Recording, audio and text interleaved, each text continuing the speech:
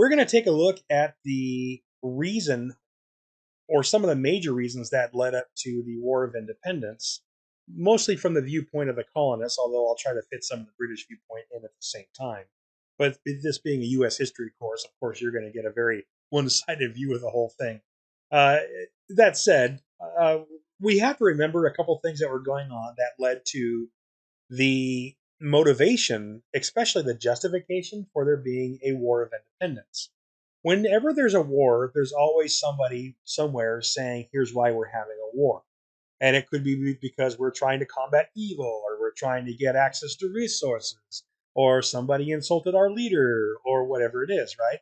Well, there has to be a justification, whether it's the real reason or not, there has to be a justification. Weapons of mass destruction. And so we're going to have an incident here where we have people that have this concept in their minds of natural rights. We talked about this in the last lecture. Natural rights. People like John Locke had written books, one of them being Two Treatises of Government, is what this, maybe the most famous one that this guy wrote as far as we're concerned, who questions the nature of humanity and how humans should be ruled. And he questions the idea, like other philosophers of the time, were questioning whether or not there really needed to be kings, or should kings have limited power, or should there be some other kind of elected sort of government. New kinds of ideas for the period, right? Kind of radical, really, ideas for the period. But you have to remember that Americans were living in a very different region than the British were inhabiting during the 1600s and early 1700s. The Americans in these 13 colonies, 4,000 miles away from Britain, were in some cases in a little bit of a bubble and were able to develop their own ideas about what being a British citizen meant. And because the British were treating the colonists in that form that I talked to you about, that governmental system called salutary neglect, meaning the British basically let the colonies govern themselves up to a point, that meant that the colonists were used to governing themselves up to a point. All 13 colonies had their own elected governments that were loosely beholden to a royal governor who really didn't rock that boat too often. And so, the colonists were used to doing their own thing. And we have these ideas that the colonists will start to adopt, at least some of them, enough of them, which are these concepts of John Locke: the right of the people to alter or abolish unjust governments. And there's a definition of what that means when it comes to John Locke. You'll see that definition in a document that's inspired by John Locke called the Declaration of Independence. You have this: the idea that it's the government's job to secure life, liberty, and property. And that's the only job of the government, according to John Locke, which means if you have a king, like, say, King George III, and Parliament of the time starting to do things that feel like tyranny, where they're taking away property or life or liberty, then you may have Americans that say, hey, we have natural rights to life, liberty, and property.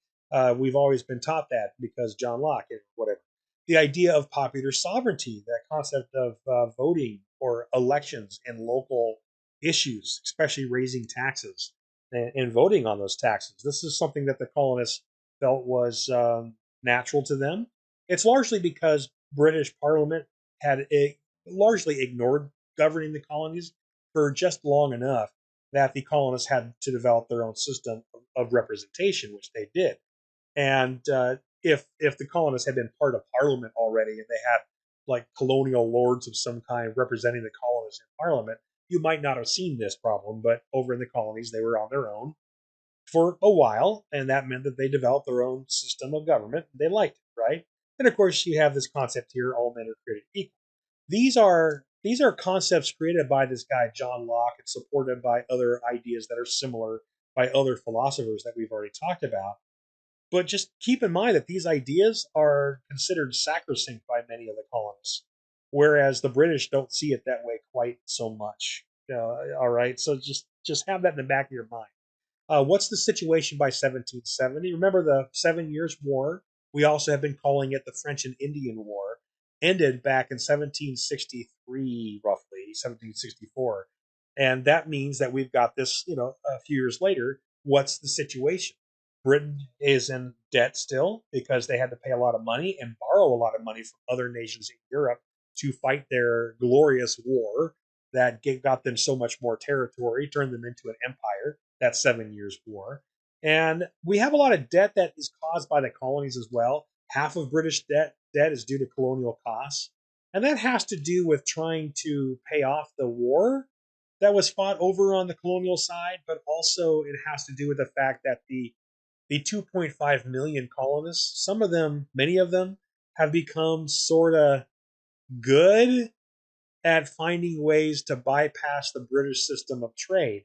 And the British system of trade is so loosely enforced at the time that there are colonists who are finding ways to buy things, not from Britain, where they're supposed to, by law, buy things, but some of the Americans are importing things from other nations.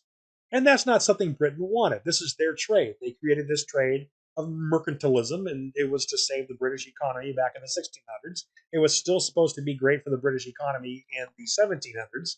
And you've got some colonists that are shipping in items from other parts of Europe under the nose of the British, who can't do much about it because the colonies are pretty big and there aren't a bunch of soldiers sitting around watching everybody. Now, the idea to try to combat American costs, to try to make sure Americans are paying the taxes that they are responsible for, and that Americans aren't running around smuggling goods in from other countries and bypassing the British trade system. The idea is that Britain has already got a bunch of soldiers in North America because of the war that ended the decade before.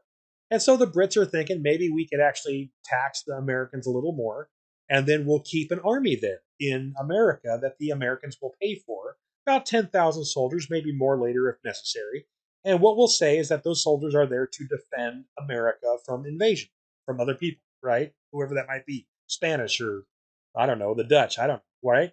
But that's kind of a weird idea because nobody was really talking about invading America at this point, but we've got 10,000 soldiers. And the idea is that if the British can convince the Americans to keep these 10,000 soldiers in America, then those 10,000 soldiers could basically be customs enforcers. They can watch for smuggling and they can make sure Americans are paying their taxes and basically shore up any losses of revenue that the British would like to shore up. So that's what's going on by 1770.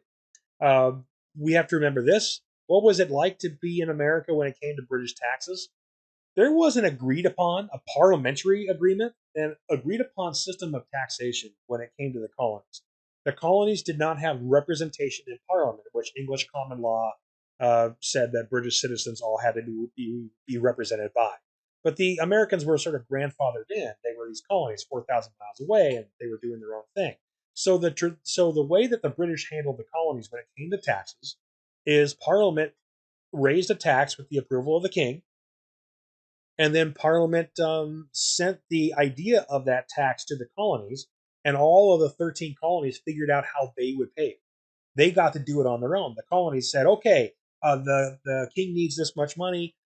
Let's create a tax plan. Everybody vote on it. Okay, cool. Let's do it." Right? And the colonies were autonomous. They were allowed to figure out how they would pay those taxes, and that meant that the colonies paid taxes, but they didn't do it directly. They didn't wait for the king to say, "You will pay this tax, therefore pay it," and he holds out his hand, right? And so the colonies felt that was okay for them. They liked it. When we get to 1770, actually, by the time we get to 1765, the British are actually looking at a way to end this system because this took a lot of time, and the British sort of wanted to shore up the problems that have to do with running the colonies.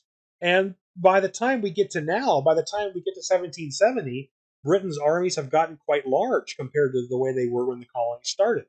And Britain's navy has gotten quite large, and there's plenty of soldiers around, plenty of people that need a job in the British Army. And so there's the possibility for the first time of actually having soldiers sitting around in North America just to watch Americans. That's the first time this has happened. So the concept of being able to envelope the American colonies into the British system of direct rule was possible now that Britain had become this large empire with a larger population, many of those people serving in the British military. So what's going to happen is that England eventually is going to end salutary neglect and just tell the colonists that they are now under imperial rule directly.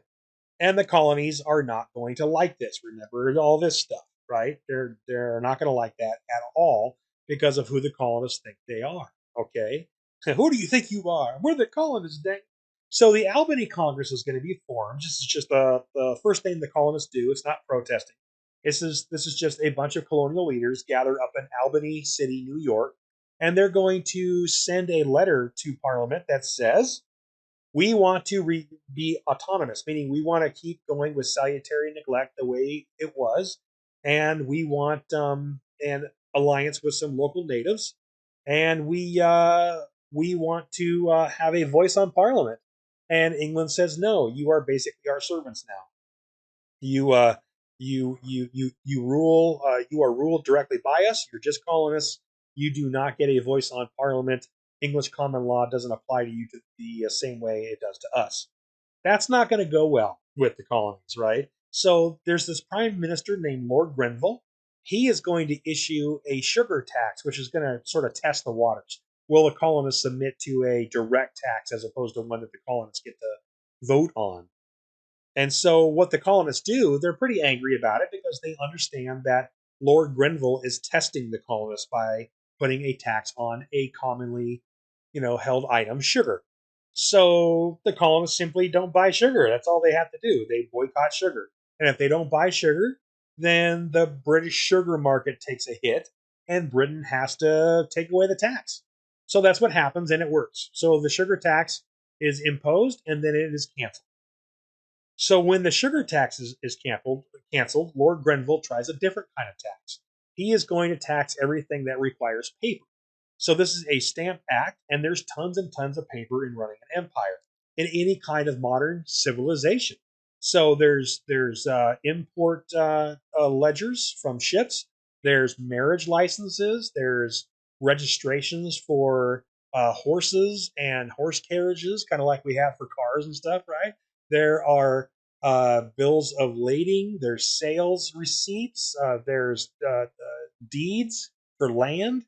Anything that requires paper is now going to have a little tax on it. It's just an extra tax on everything that people do. It's hard to avoid these. It's super hard to avoid the cargoes that these taxes are on, or the papers that people need to process, or that these taxes will be charged on. So this is a much larger tax, and the colonists can't just avoid it. So they're going to protest it this time. Okay, and your first document on the document packet that I gave you last week had John Dickinson on there saying paying this British tax is worse than slavery; it is death, right? And so we have this comment here that is not on the document that you read, but this is the basic idea, right?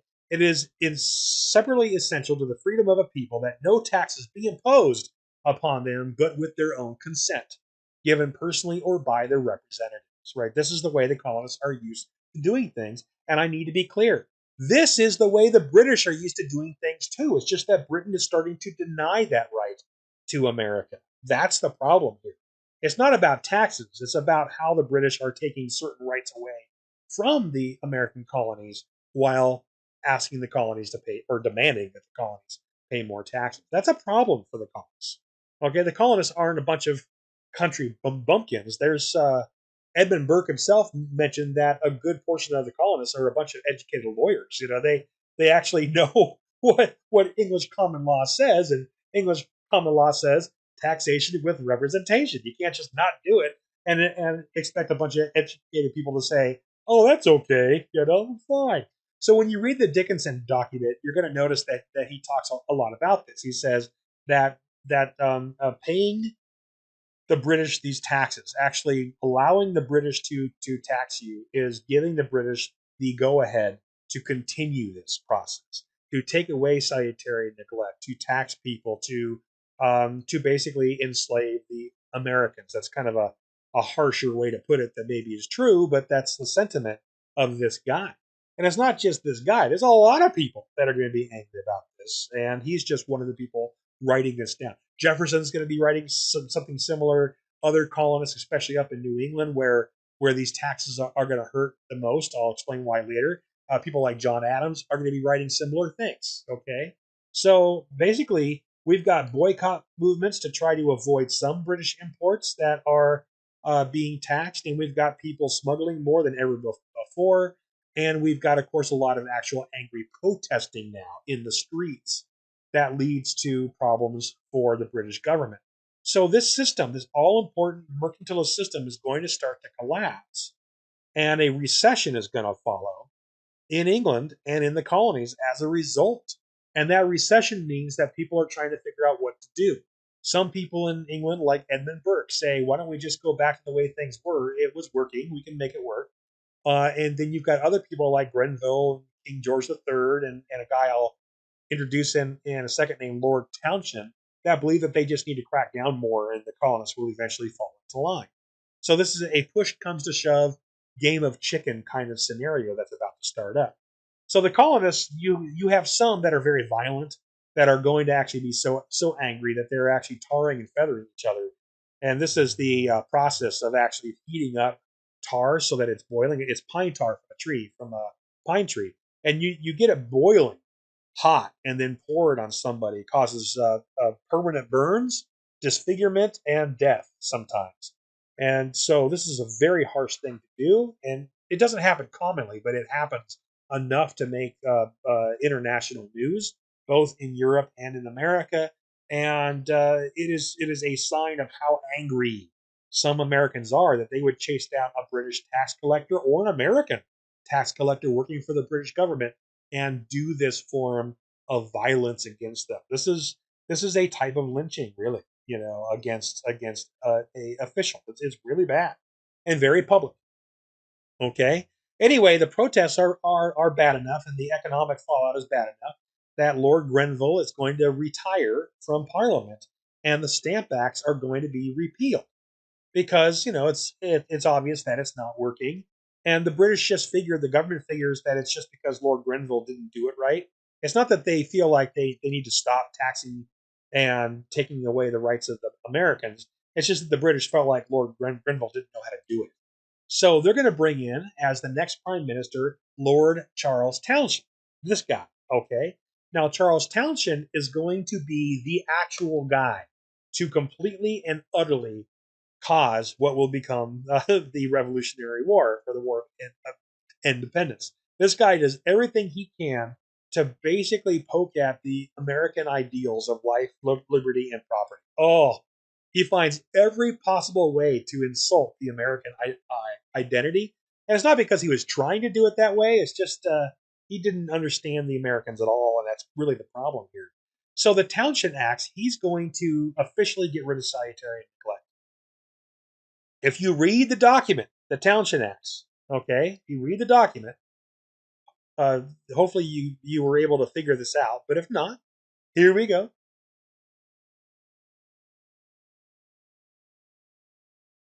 1767, June 29th. Here's the purpose of the Townshend Act right here. It is expedient that a revenue should be raised in America, meaning money raised in America, that's with taxes, for making a more certain and adequate provision, basically to pay for, there we go, make it fit on the screen, to pay for the civil government and to defend that government. Yay! Well, here's the deal, guys. What this means when the Americans hear about this, Americans already have 13 governments and a bunch of smaller municipal ones. The Americans are happy with their system of government for the most part. They don't want a new government. But that's what this is. The Townshend Revenue Act is to make money from the colonists by taxing them to get rid of the American system of government and replace it with a new one. Okay? I want you to think about what that means. All right? I want you to think about somebody saying, hey, you guys at home here in 2020, we're going to send you a bill for $500, and you're going to get that bill every year. And in return, we're going to get rid of all of our elected governments, and we're just going to tell you what to do. By the way, a police officer is going to show up in a minute, start searching your stuff, and make sure you don't have anything that we don't want you to have. Okay, I want you to think about that. What is that going to feel like to the Americans? All right, so Townshend says we're going to get rid of your governments. All right, and Section 3, what is now legal to do if you are a soldier in the British military in America. Let's go down here. In the red, a soldier is now authorized to take a constable or other public unto the place, meaning a home or a office place or a business place, and in the daytime to enter and go into any house, shop, cellar, or warehouse or room or other place, and in case of resistance, to break open doors, chests, trunks, and other packages, to seize and from then to bring any goods or merchandise whatsoever, and store them in another place. Guys, this is all the things: life, liberty, and property. It's all the John Locke things suddenly and utterly hit at one time. Okay, so let's go back to this.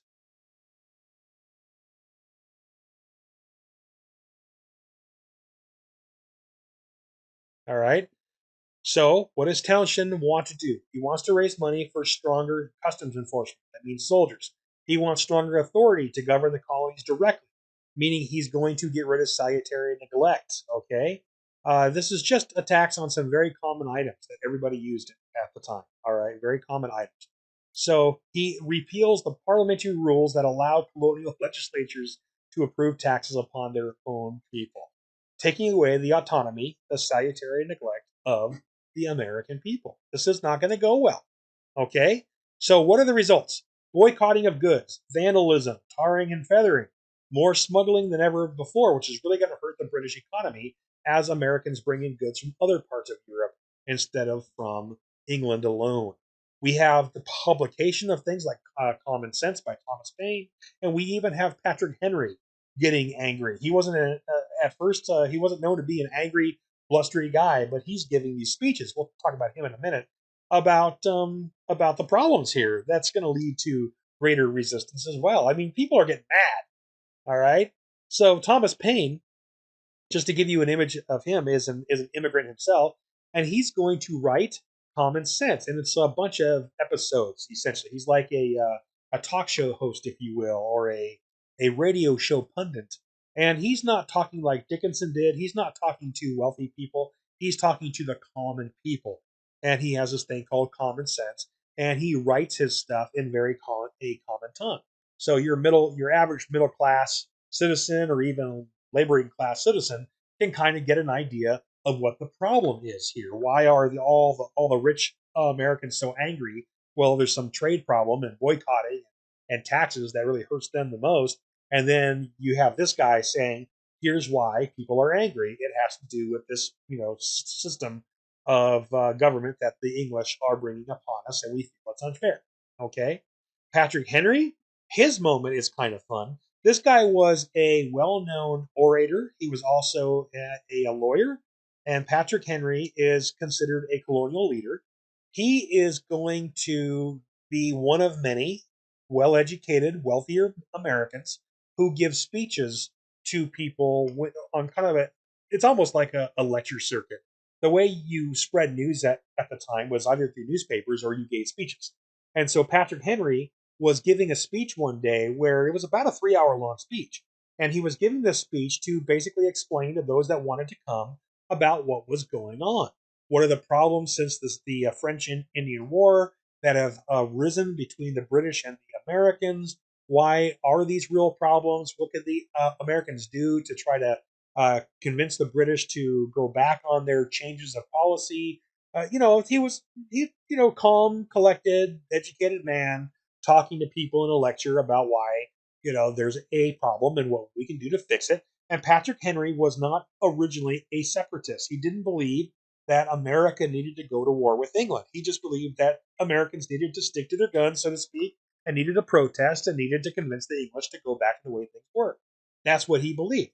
At the very end of his speech, this one speech he gives that he's going to apologize to the British for, the very end of a 3 hour long speech, he says, if America and England cannot come to terms for reconciliation, meaning if we can't figure out how to fix this, he then ends with this great flourish, like you always should for a speech, right? He says, by then, or by, excuse me, by God, Give me liberty or give me death.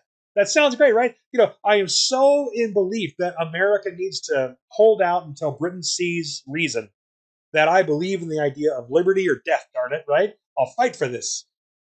He wasn't actually saying we should go to war, okay? It's just that Patrick Henry said that at the end of his speech, and it's the only thing, it seems, from a 3 hour long speech that people really heard.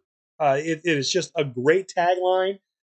Today would be a bumper sticker. It's just liberty or death. Actually, today it is a bumper sticker. Whoops. And it's so you may recognize this today. You see a yellow flag that has all this stuff on it that often flies around on the back of big trucks, or whatever. Liberty or death, and you have the snake, don't tread on me. These are colonial ideas of, the Americans will strike back if the British keep on pushing. And that's the idea, liberty or death. It's a Patrick Henry term, and it started as being Patrick Henry just being flourishy with this speech. He didn't mean let's go to war, but people all over the colonies, especially inland, the kind of redneck colonists, are going to totally take this as a definition for which to prepare to resist violently the British uh, usurpation of their colonial rights. So one of the areas, I'm not really going to explain why because this has already gotten too long. One of the areas where the British are going to be the most resisted is going to be in Boston. Boston was hit almost before everybody else was when it came to a recession due to the boycotting and the anger between British policy and American buyers and tradesmen. Because Boston was a major shipping port, and besides New York, Boston was one of America's oldest and most developed shipping ports. So it was a 50-50 chance almost always that if you were in America somewhere and you wanted to buy goods from England or ship goods to England, if you were in the market economy, you were probably going to go through Boston, Boston or in New York. Those were the two places for the most part. And so Boston had a lot of people, warehouse owners and ship owners, and all the different kinds of tax brokers and shipping agents and all these people that handled shipping goods for the American colonists. And if the economy shuts down or slows down because of all these British taxes, and then the colonists are angry and the whole thing, all those people I just described may be out of jobs, or severely hurt. And so Boston was in deep trouble from all these changes that the British brought on to the colonies, and of course on the resultant resistance by the colonists and all the boycotts and stuff. So the colonists in Boston happened to be a bit more reactive at the time and a bit more violent. And so the British have brought in more soldiers. About 5,000 more troops are going to show up, and they're going to billet themselves in Boston itself. And they're there to try to keep the peace, is what's going to happen. Okay. Now, what usually happens is if you take a rebellious area and you throw a bunch of soldiers into it, you now have a bunch of angry people who have easier access and more anger towards those soldiers. And so you have a powder keg where it's just a matter of time before there's some kind of violence that's going to happen. Well, what happens is that there is a resistance group called the Sons of Liberty that have built up in and around Boston and New England proper. And the Sons of Liberty, this American resistance group, have decided that they wanted to engineer an incident, and they do this a lot, all right, to engineer a violent incident that makes the British look bad so that they could publish in the newspapers a story about something like this. Here it is, called the Bloody Massacre. So the about 300 colonists who were part of the Sons of Liberty secret organization are going to gather one day, and they're going to gather and surround a British patrol of 20 soldiers. It's just 20 soldiers and 300 Americans that just show up all over the place, coming out of all these different alleyways to surround this one marching patrol.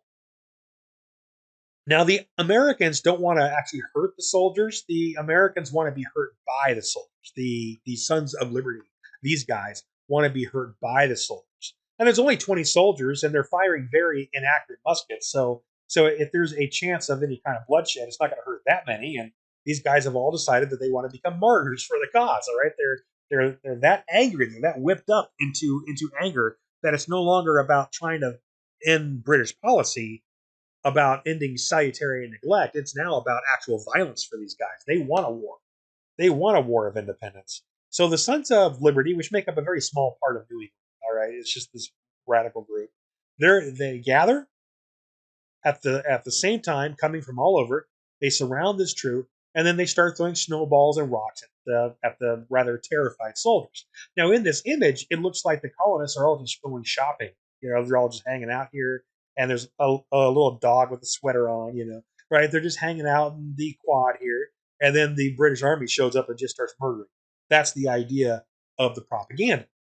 But the real story is that these Sons of Liberty show up, 300 of them, surround the British, throw rocks and snowballs at them. Some of the colonists start screaming, fire, fire, fire, hoping to get the British Army to freak out and start firing their muskets to try to pacify the mob by violence, which was not what their captain told them to do. He knew the problems here. And so the British Army, the 20 men, have their bayonets affixed and they have their muskets leveled, but they're just supposed to be keeping the colonists at bay.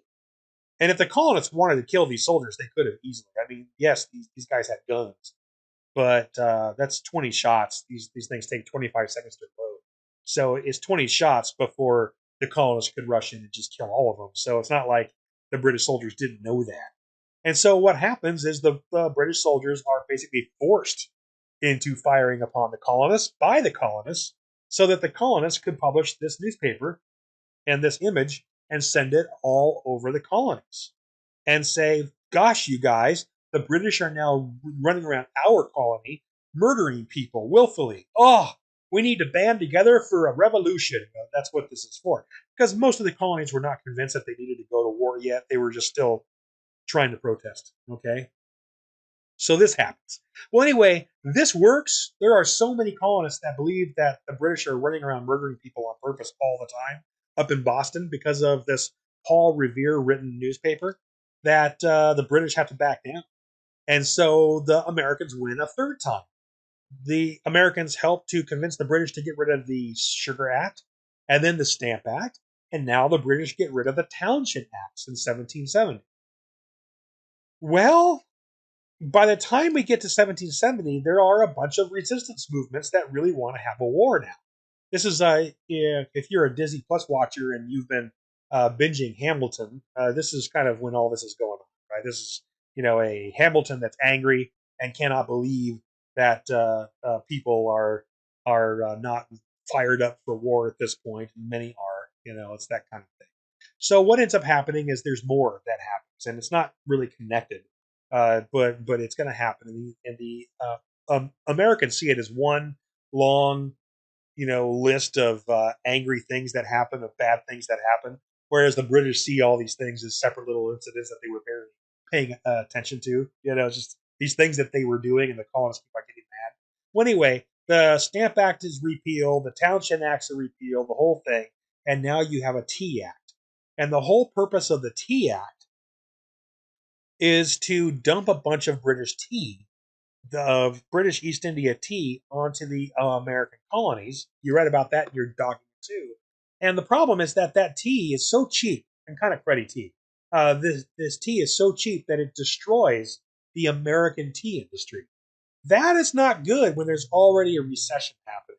So the American tea industry collapses, and it's because these British are dumping a bunch of cheap tea on the American market. And the American wealthy classes and merchant classes and people that just lost all their businesses in shipping tea feel like the British are doing this on purpose. That this is just one more way that the British are showing that they're just a bunch of jerks. When in reality, this was just its own incident that happened, and the Americans really didn't see it as separate. They saw it as connected when it probably wasn't. Well, anyway, in Boston, where things were always tumultuous, the Sons of Liberty will organize a few hundred people to go onto 3 British ships and dump a bunch of tea into the harbor and destroy it. About $1.7 million worth of tea is destroyed in modern day dollars. So, the British get mad. They feel like this is going too far. Okay? So the British imposed the Coercive Act of 1774. The Coercive Acts are designed. This is just an image of the Coercive Acts. being signed. I really don't know who these guys are over here, by the way. I'm not sure what this picture's about. I kind of like it though. Even like, hi, I'm proposing a coercive act. Oh yes, I shall sign it after my tea. I don't know. Well, Dad, can I have a toy? I don't know what's going on. Anyway, the coercive acts in 1774 are rather radical, but it's meant to keep the rest of the colonies from getting too uppity, right? What happens in the coercive acts, as you already read, is that Boston Harbor is going to be shut down. A new army shows up to maintain control of Boston. Soldiers are being billeted inside of the houses of private citizens in Boston to keep an eye on people. It's kind of like Big Daddy watching with a big gun, and Americans are mad about that, right? So Americans will call the coercive acts the intolerable acts, and as a result of the coercive acts, where Boston is shut down because of this, okay, as a result of the coercive acts, as you've already read about, there is going to be the first meetings of the Continental Congress. And the Continental Congress is just what a bunch of colonial leaders are calling themselves, starting in 1774, where they're going to begin discussing a coordinated resistance. At first, it wasn't about a war of independence, it was just about a way to talk with the British about what they're doing. However, by the time we obviously get to July 4th of 1776, it is all about a war of independence. Whoops. Okay. Um, how are these guys convinced that they're going to win a war against the British Empire? How does that happen? Well, there's this one last thing that I can tell you about to finish this up and get us to the actual war. All right. There is a military governor in Boston now. Starting in 74 with the coercive acts, there is a military governor. His name is Thomas Gage. Governor Thomas Gage has this idea that he needs to start disarming the more rebellious, the angry protesting towns that are within range of Boston. He needs to protect the British garrison by sending the British garrison, the British army, out to Lexington and Concord and to basically remove the ammunition from Lexington and Concord that have been sitting there since the French and Indian War. Keep in mind that the French and Indian War was a decade ago, but there were known arsenals that were left over from the French and Indian War in these two towns that are fairly close to Boston. And those two towns, Governor Gage thinks, needs to be disarmed because there are people in these towns. You see this word here? Minutemen. There are Minutemen that are kind of part of the Sons of Liberty. These are people in each of these towns that have been training to fight in case they ever feel like they need to be called up to fight against the British Army. So it's the first real armed resistance against the British, which is that these guys are training to fight against the British who are in Boston, which means that Governor Gage in Boston thinks that at some point there might be some kind of colonial army that shows up to attack them. And so, there are far more colonists out here in New England than there are sitting here, than there are British troops sitting in Boston. So, this makes sense in a weird way. So the British troops go out one night. Their job at midnight, when no one's apparently is looking, that's the idea, is to get to Lexington and destroy the arsenal there full of guns and weapons that the colonists might use, and then go to Concord and do the same thing. Destroy the arsenal there, and then the British Army would walk back to their garrisons, knowing that there's nobody within range that can come and attack them if there really is going to be a rebellion of some kind. That's what this is about. The problem is that this is exactly what the more radical Americans are waiting for. This is exactly what they want to happen. This is the Boston Massacre gone full scale for these guys. So what happens is it's late at night, and this British garrison of 2,000 men leave the city, and they head to Lexington. You've got Paul Revere on one side and this guy named Dawes on the other side, and they are riding around reporting that the British are coming, and the colonists in Lexington and Concord form up. This is how they worked back before the British Army was around.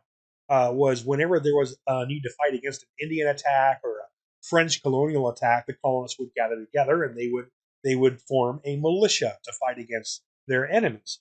Well, this is nothing new for them. They form a militia so that they could fight against the British. All right, this is kind of crazy. So the first real actual arms conflict between the British Army anywhere in the colonies and the colonists is going to happen at Lexington and Concord when Governor Gage sends his troops out to disarm those towns.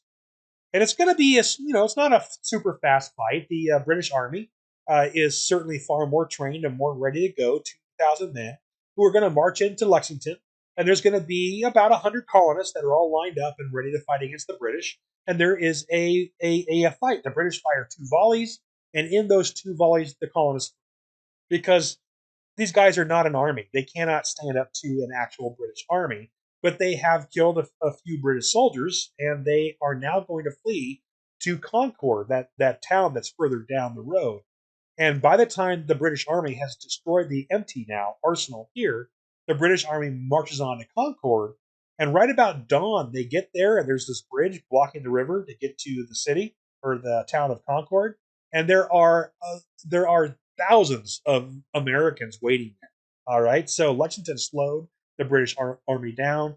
Now there's thousands of armed Americans waiting to fight the British. The British still win, and they destroy the arsenal of Concord, and then they march back to Boston.